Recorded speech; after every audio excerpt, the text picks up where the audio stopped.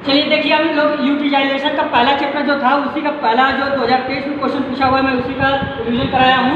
और ये रिवीजन पूरी तरह से रहेगा, 2-4 क्वेश्चन का है, इसको मैं आप लोग को बना दे रहा हूँ ताकि ये थोड़ा सा रखने वाली चीज़ है, ठीक है। और कोई लड़का ITI किया होगा, वो बिहार का अभी आने वाला है, तो उससे अगर वहाँ का ITI से अगर तैयारी करता है तो उससे इल्यूमिनेशन चैप्टर उसमें दे रखा है, तो कुछ नहीं, बस यही सब ज़्यादा पूछेगा नहीं, वही सब पूछता है, ठीक है। और वीडियो पूरा तक देखिएगा और लिखना बंद करो, उनको लिखवा नहीं होता है इधर उधर। और देखिए, पहला क्वेश्चन में यही आपका पूछा हुआ था, मैं रिवीजन वही कर रहा हूँ जो प्रीवियस ईयर में आपका पूछा हुआ है, ठीक है। मैं उसके बेस पर करा रहा हूँ, उसी से रिलेटेड 2-4 क्वेश्चन और उसमें ऑन करके उससे आपको बताया जा रहा है, ठीक है। ऑसिलेशन फैक्टर के बारे में बात किया था मैंने, सर क्या है जी, ऑसिलेशन फैक्टर की बात किया था मैं। तो ऑसिलेशन के बाद मतलब कोई चीज़ ऑसिलेट करने के बाद जो उत्पन्न हुआ ल्यूमन अपान उत्सर्जित ल्यूमन, जैसे कोई बल्ब है तो आपके घर में कोई बल्ब था, उसके द्वारा जो कोई दीवार है या कोई ऐसा रंग होता है ना, तो मैं उसको बताया हूँ, तो वो दीवार का अपना कुछ प्रकाश को अवशोषित कर लेगा, उसके बाद आपके कार्यस्थल पर पड़ेगा, उसका अपान जो बल्ब से उत्पन्न हो रहा होगा उसका रेशियो ही हमारा क्या कर लेता है, अवशोषित कारक, ठीक है। इसकी वैल्यू हमेशा 1 से कम होती है। क्या होती है? 1 से कम होती है। एक बात आती है कि MSCP, बताओ क्या होता है जी? खड़े जाओ।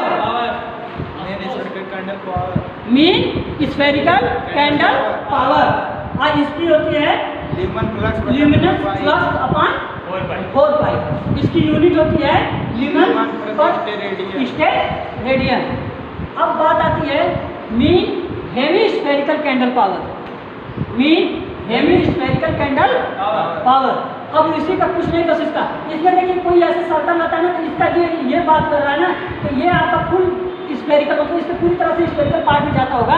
उसका मीन की बात आती है तो औसत की बात कर रहा होगा, औसत में ज्ञान करना होगा, ठीक है। अब इसकी भी स्टेम करिएगा, इसमें 2 करते हैं तो इसमें आधा का ही केवल क्या लिया जाएगा, इसलिए इसका हो जाता है mean hemispherical candle power. ये होता है ल्यूमिनस फ्लक्स अपॉन 2 पाई, ठीक है। इसकी यूनिट हो जाती है ल्यूमन प्रति स्टेट रेडियन। रिडक्शन फैक्टर क्या होता है? दोनों का रेशियो हो जाता है, ठीक है। इतना तो समझ में आ गया। एक आता है इल्यूमिनेशन, जिसे प्रदीपन कहते हैं। वो कह रहा है इल्यूमिनेशन कितना फ्लक्स कितने एरिया में, मतलब एक ल्यूमन फ्लक्स कितने एरिया में फ्लक्स अपना कर रहा होगा, क्या है जी? तो तुम्हारे लिए उठा कर रहा हूँ। ये फिर उसका यूनिट होती है ल्यूमन प्रति मीटर स्क्वायर। मतलब कह रहा है कि एक यूनिट मतलब एक मीटर में कितना, मतलब एक मीटर प्रति एरिया में कितना फ्लक्स उसका बन रहा होगा, उसी के अनुपात पे बोल रहा है इल्यूमिनेशन, ठीक है। एक आती है ज्योति फ्लक्स, मतलब ज्योति मौर्य, माफी चाहेंगे कोई अगर विराजित नहीं लेगा, ठीक है। कुल विकृत ऊर्जा, मतलब उसके अंदर जितनी एनर्जी थी मौर्य के पास उन्होंने पूरा लगा लिया, आइडिया थी पूरा लगाई दी। अपन टोटल समय कितना समय में, मतलब 7 तो शायद 10-12 साल जिंदगी बिताई थी, बाद में पता चला किसी और से पेयर चल गया। तो इतना याद रखना कि लड़की आपसे बेहतर मिलते आपको छोड़ देगी, हकीकत है। अजीत देवगन हकीकत है यार। अरे यार देखो, हर कोई श्रद्धा नहीं हो सकती, उतनी बड़ी पोस्ट पे हर कोई श्रद्धा नहीं। और ऐसी श्रद्धा जैसी लड़की अगर कोई मिले तो भगवान नहीं, वो देवी की साक्षात होगी, वो देवी ही है। और वैसा कोई लड़की मिलना भी बहुत मुश्किल है, ठीक है, क्योंकि हर कोई अपने स्वार्थ के बारे में जीना है, समझा है उसको। इतना बात अभी आप लोग पढ़ के निकलेंगे, आप लोग कहीं जॉब करेंगे, आप लोग के भी जीवन में कोई ना कोई आया होगा, लेकिन ये सब चीज़ों पे बहुत है कि किसी पे ये मिसकंसेप्शन, वो धोनी ने बोला था कि ये सबकी एक गलत फहमी है कि मेरी गाड़ी सबसे अलग है, ये सबसे बड़ी गलत फहमी है, धोनी बोला था। सबकी अलग नहीं है, सबकी एक ही है, लेकिन तो कब बदल जाए उसको कोई अलग हो जाए। हाँ वही बात, जब ज्योति मौर्य जैसे लोग बदल सकते हैं तो उसमें क्या है। तो आई लड़कियों को तो ब्रह्मा नहीं समझ पाए, तो हम जैसे लोगों की औकात क्या है, ठीक है। तो खैर मानते हैं कोई ऐसी लड़कियों को समझ लेना अपने, लेकिन आप लोग के लिए है, अगर किसी को समय दिए तो उसको भी समय दीजिए। और ये ना कि मतलब ठीक है आपकी जीवन है, आपको उसका भी है, लड़के भी गलत करते हैं, ऐसा नहीं कि लड़कियाँ इसको गलत करती हैं, ठीक है। तो ये कुल विस्तृत मतलब कितना ऊर्जा विस्तृत किया, अब कितना समय में हो गया। अब इसकी यूनिट होती है ल्यूमन, ठीक है। एक ल्यूमेन बराबर कितना वाट होता है? 0.006 वाट। ये याद रखिएगा, यूपीपीसीएल टीजीटी में 2 बार क्वेश्चन पूछा हुआ है। यूपीपीसीएल टीजीटी में 2 बार क्वेश्चन पूछा हुआ है, बिहार में आने के चांसेस बनेगा ही।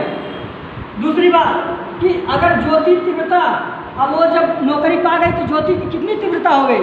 ज़्यादा हुई ना, मतलब कि वो उसका कैंडल पावर हो गया, वो पूरा 4 पाई, मतलब वो चारों तरफ उसकी एरिया बन चुकी थी। जो कहता था वही सही हो जाती थी है। इसलिए तो अब इसके जगह तो वही होना चाहिए कि शादी में जरूर आना है तो शादी में तो जरूर आना। उसी मूवी में देखना चाहिए उसको भी, वो चपरासी सा डीएम बनता थी। एक है, ठीक है, अलग बात है। एक टीचर थे, वो ओझा सर थे, अच्छे टीचर, लेकिन तो उन्होंने कहा कि खैर फिर दूसरी बना लो। वो अलग बात है कि एक से भावना जुड़ती है, दूसरी से वो भावना नहीं मिलती है। ठीक है, रुपया 1 ही रुपया होती है, लेकिन तो 1 रुपया ना हो तो 1 लाख नहीं बन सकता है। वो कहावत में बन सकता है। ठीक है, तो एक कैंडल पावर बराबर कितना होता है? 4 पाई या तो 12.37। ये भी क्वेश्चन आपका यूपीपीसीएल टीजीटी में पूछा हुआ है 2021 में। ठीक है, अगर एक ल्यूमेन बराबर, मैं बताता हूँ, लैंप की दक्षता, किसी भी चीज़ की अगर दक्षता ज्ञात करते हैं तो आउटपुट अपॉन इनपुट। आपने कितना कोई एनर्जी लिया, कितना डिलीवर किया, उसका रेशियो निकाल लो आपके एफिशिएंसी। मतलब कोई बल्ब है तो कितना प्रकाश, मतलब कितना इनपुट ले रहा है, कितना पावर दिया, उसी की चीज़ पे आएगा। ठीक, अब बात करते हैं यूटिलाइजेशन फैक्टर, उपयोगिता ध्यान। कार्यतल पर पड़ने वाले ल्यूमेन, कार्यतल पर पड़ने वाले ल्यूमेन फ्लक्स अपान उत्सर्जित होने वाले फ्लक्स।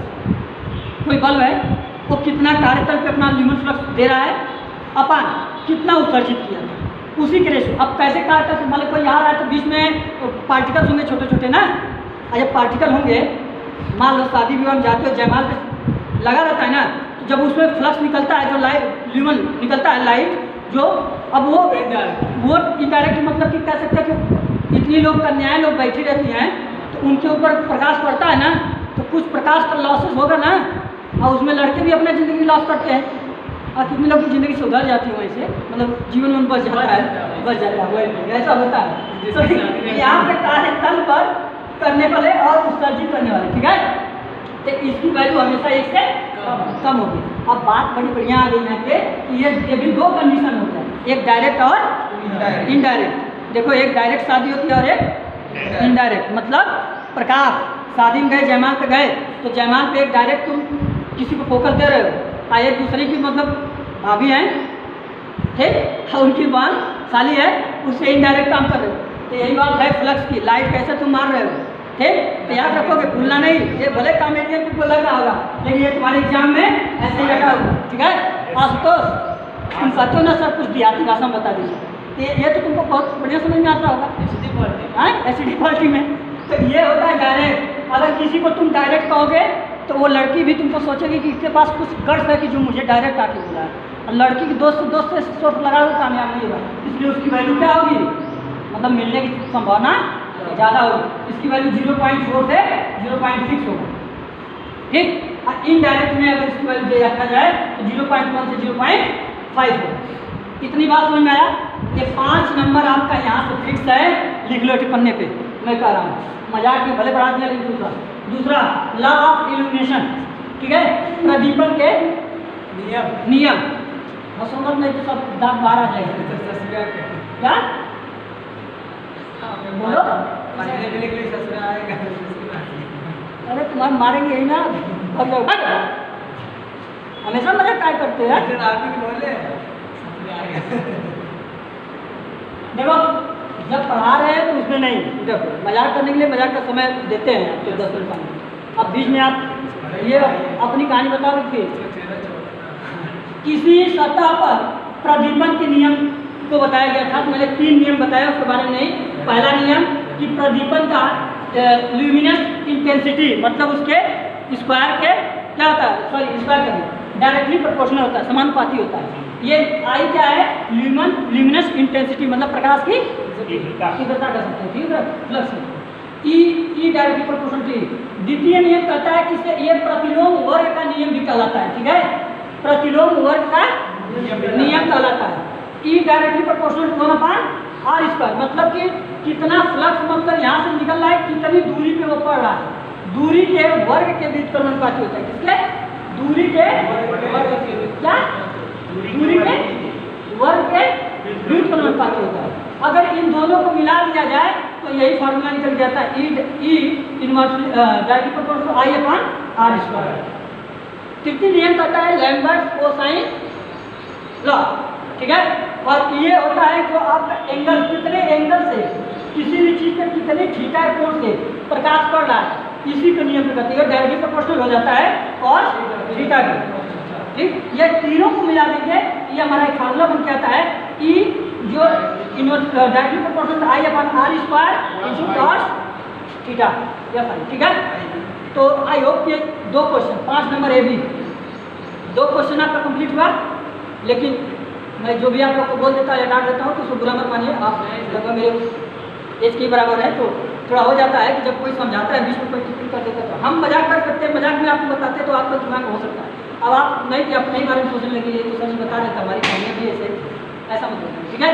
तो आई होप कि आपको समझ में आएगा, जितने लोग देखेंगे, और कमेंट करिएगा जरूर कमेंट बॉक्स में, ताकि आगे ऐसे ही चाहिए तो बताएंगे, ठीक है। तो चलिए, जय हिंद।